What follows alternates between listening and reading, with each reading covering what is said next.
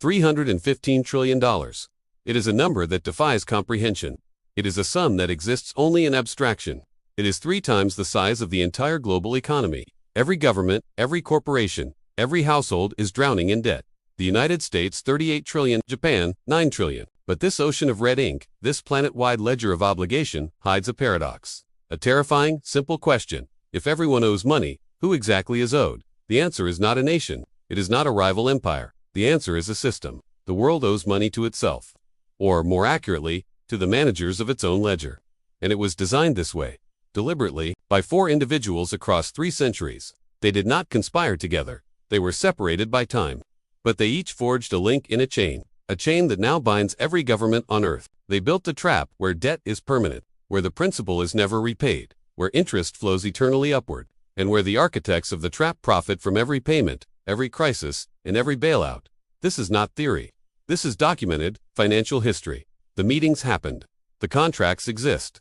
The mechanisms are public record. And once you see the architecture, you will understand why $38 trillion in debt is not a problem to be solved. It is the system working exactly as designed. Before 1694, debt was a vulgar, personal affair. Kings borrowed from wealthy merchants or nobles. They promised repayment.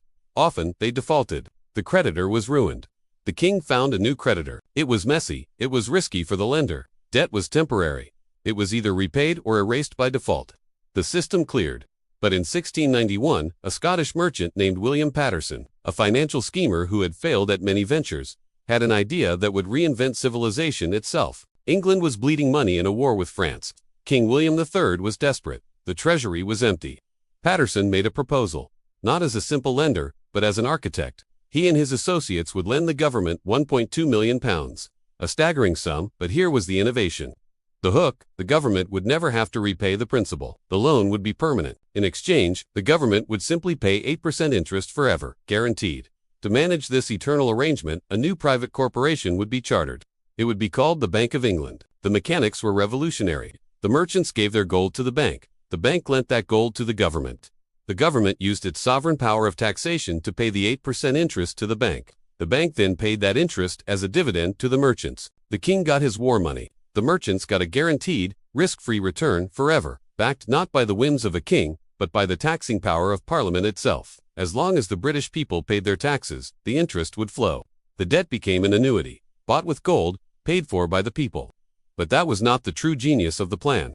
This is the part that built the modern world. Paterson's charter gave the Bank of England the right to issue banknotes, paper money, up to the value of the government's debt. Let us be clear. The government's IOU, its debt, became the legal backing for new money.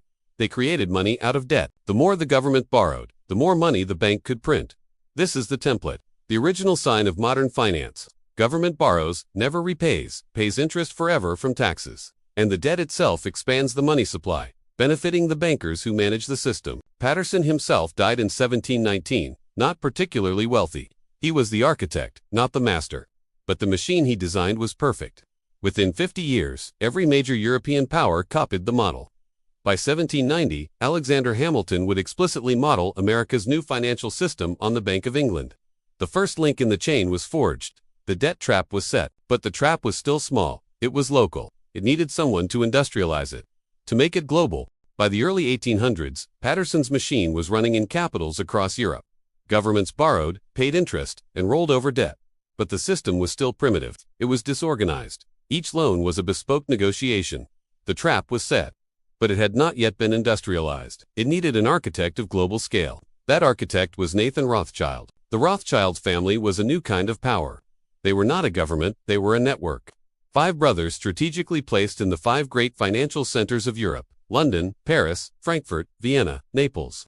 This network was their weapon. They could move money and, more importantly, they could move information faster than any government, faster than any army. Nathan, the strategic genius operating in London, saw the inefficiency of the old way. Why be a simple lender when you could become the market? During the chaos of the Napoleonic Wars, he did not just lend money to Britain. He bought government bonds at a discount. Then he used his vast international network to resell those bonds to pension funds, insurance companies, and wealthy individuals. He created the secondary market. The government got its war funding immediately. Rothschild collected the spread, and investors got a tradable asset.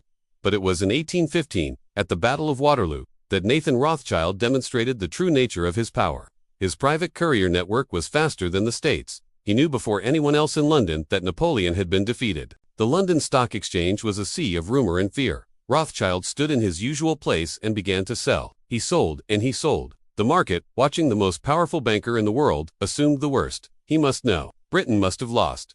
Panic selling began. Prices collapsed. Investors, terrified, dumped their British bonds. And then, as prices hit rock bottom, Rothschild's agents quietly began to buy. They bought everything. Hours later, the official news arrived. Napoleon was defeated. Britain was victorious. Bond prices surged to historic highs. Rothschild had cemented an unimaginable fortune. But this was not simply a trade. It was a demonstration. It was a brutal, public proof that he controlled not just the money, but the information and the market itself. This is the second link in the chain. Patterson had made sovereign debt permanent. Nathan Rothschild made it interconnected, and in doing so, he made it inescapable. Before Rothschild, a king could default. His creditors would be ruined. The system would reset. But Rothschild sold British bonds to French investors. He sold Austrian bonds to German banks. He wove a web so complex, so international, that the lines of credit crossed the lines of enmity. What happens when a government cannot default? Defaulting no longer meant refusing one creditor. It now meant triggering a systemic collapse across the entire continent. Governments, for the first time, were trapped. They were forced to prioritize the stability of the financial system above the needs of their own citizens. They had to keep paying the interest, and to pay that interest, they had to keep borrowing from the very system that had ensnared them. The Rothschild family wealth exploded. They became richer than any king, not by producing anything, not by building anything, but by simply collecting the interest on this permanent, inescapable, global debt. The trap was now global. But it had one critical vulnerability. It still relied on private banks and wealthy investors to buy the bonds. There was a limit to how much they could lend. The system could not grow infinitely. The trap needed a new mechanism, a mechanism to create unlimited demand. By 1900, the machine was global, but it had not yet conquered America. The United States was an industrial colossus, a powerhouse of steel, oil, and muscle. But its financial system was a holdover from another era. It was decentralized. It was chaotic. It was wild. America had no central bank. It had a deep, populist hatred of centralized financial power. And then, in 1907, the system broke. A financial panic swept the nation. Stocks crashed. Banks failed. The economy seized. There was no public institution to stop the bleeding, so a private one did. One man stepped into the void. Not a president. Not a general. A banker, J.P. Morgan. He was not a public servant. He was an emperor acting to save his empire. He gathered the nation's most powerful bankers in his private library in New York. He locked the doors and, in a legendary act of financial strong-arming, forced them to pledge their own fortunes to stabilize the system. It worked. The panic subsided. J.P. Morgan, a single private citizen, had acted as the central bank of the United States. But Morgan was 70 years old. He was mortal, and he knew his ad hoc personal bailout was not a sustainable model. The system his banks profited from needed a permanent, institutional guardian. It needed a machine. But Americans hated central banks, so Morgan's associates designed one in secret. In 1910, a group of men representing 1/4 of the world's wealth boarded a private train car. Senator Nelson Aldrich, representatives from Morgan's banks. They traveled to a secluded private island off the coast of Georgia, Jekyll Island, for 9 days. They met in total secrecy. They designed the architecture of what would become the Federal Reserve. They were in secret because they knew, as one of them later admitted, that if the public discovered bankers were writing the nation's monetary laws, it would never pass. The plan was a work of political genius. It would not be called a central bank. It would be a Federal Reserve System. It would not be a single, private monolith in New York. It would be decentralized into 12 regional banks.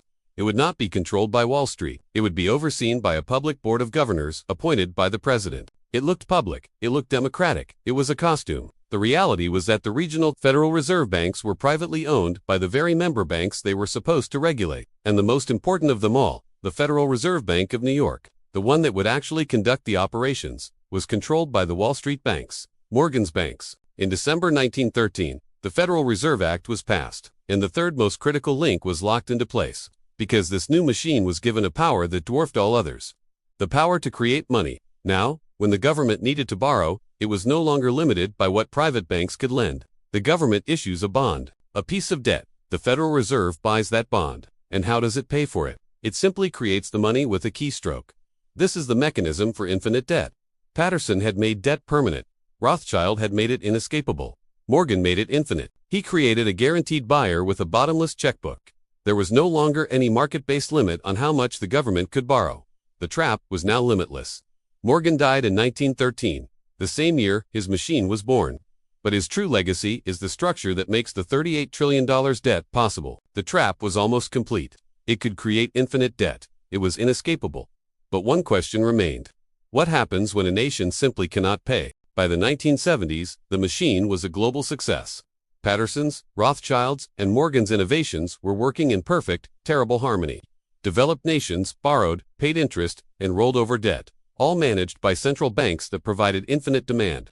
But the trap was reaching its limits in the developing world. Nations in Latin America, Africa, and Asia had been encouraged to borrow billions in US dollars to build infrastructure. They were told it was the path to prosperity. This debt was mostly held by the same large American banks that owned the Federal Reserve System. In the 1970s, with US inflation high, interest rates were low. The debt was manageable.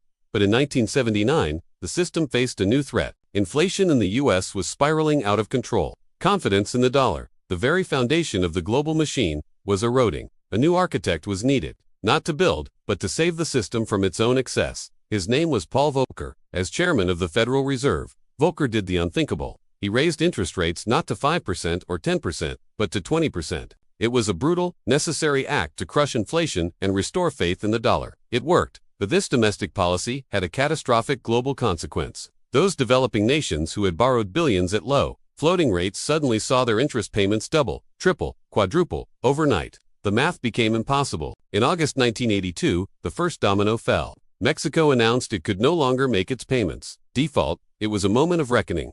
Brazil, Argentina, dozens of other countries, were right behind. This should have been the end of the story. The banks that made those reckless loans, Citibank, Chase Manhattan, Bank of America, should have failed. The system should have cleared. Default should have erased the debt. But the architects do not allow their system to clear. Volcker faced a choice. Let the banks collapse and trigger a global depression, or forge the final link in the chain. He orchestrated a bailout, but it was not a bailout for the countries. It was a bailout for the banks. The mechanism was the International Monetary Fund, IMF. The IMF would lend Mexico just enough money to keep paying the interest to the American banks. The principal was never touched, but these new loans came with conditions. They were called structural adjustment programs. It is a term of profound, bureaucratic violence. In exchange for the money to pay the bankers, these nations were forced to dismantle their economic sovereignty. They had to cut spending on health and education. They had to privatize their state-owned assets, their water, their electricity, selling them to the very foreign corporations the banks represented. They were forced to devalue their currencies. This is the Volcker innovation. The fourth and final link. When debt becomes unpayable, do not forgive it. Restructure it, lend more money to keep the interest payments flowing, and in exchange, extract political and economic control. The debt trap was no longer just a financial mechanism. It had become a tool of empire. Patterson made debt permanent. Rothschild made it interconnected. Morgan made it infinite. And Volcker made it unforgivable. He ensured that even when a nation is bankrupt, it is not allowed to default. It is simply refinanced into a state of permanent indebtedness. The trap was complete. Let us look at the machine they built. Start with Patterson's 1694 model. Government borrows, never repays the principal, and pays interest forever. Add Rothschild's 1815 innovation. Make that debt tradable, interconnected, and global. Default is no longer an option because it would collapse the entire system. Add Morgan's 1913 mechanism, a central bank with the power to create infinite money to buy government bonds, ensuring demand is limitless. Finally, add Volcker's 1982 trap. When a debtor cannot pay, do not forgive. Restructure, lend them more money to keep the interest flowing, and seize their sovereignty as collateral. That is the system we have today. That is the $315 trillion. Government debt, corporate debt, household debt. None of it is designed to be repaid. All of it pays interest. And all of it is interconnected. Let us look at the $38 trillion of US debt. Who owns it? You are told China or Japan. That is a misdirection. The vast majority is owned by Americans. It is owned by your pension fund, your insurance company, by mutual funds, by banks, and by the Federal Reserve itself. These institutions must buy treasury bonds because they are the safe asset, the foundation of the entire financial system. But those bonds pay interest. Nearly $1 trillion per year. Where does that $1 trillion come from? It comes from you. From taxpayers. It is the single largest wealth transfer in human history. Continuous, structural, and invisible to most taxpayers send money to the government. The government immediately sends it to the holders of the bonds. And who are the largest managers of these bonds? The institutions that manage other people's money. BlackRock, Vanguard, State Street. They collect the fees on the management of the interest that you pay on a debt that will never be repaid. This is not a tax. It is called debt service. It is the rent we all pay to live in a system designed 3 centuries ago by bankers. And here is the final, perfect seal on the trap. The system cannot allow the debt to be paid off. If the US government somehow paid back all $38 trillion, what would happen? The money supply would collapse. Remember Patterson's innovation. Money is created from debt. The bond is the foundation for the dollar. If you eliminate the debt, you eliminate the money. It would trigger a deflationary spiral, so profound it would mean the end of the global economy. So the debt must be permanent. It must be rolled over, and it must grow forever. The 4 architects did not conspire. They did not need to. They were not evil in the simple sense. They were architects, each solving a problem in a way that maximized the power of the system they controlled. Patterson made debt permanent. Rothschild made it global. Morgan made it infinite. Volcker made it inescapable. And together, without ever meeting, they built a perfect prison. The $38 trillion is not a crisis. It is not a mistake. It is a business model. Every dollar of debt is an asset on someone else's balance sheet. It is collateral for more loans. It is a promise of future interest. As long as we, the taxpayers, continue to service that interest, as long as confidence holds, the machine functions. The trap is complete. Escape is not possible. Not for an individual, not for a nation, not without collapsing the entire, fragile, interconnected world they built. 4 men, 3 centuries, 1 system, and all of us are now caught inside.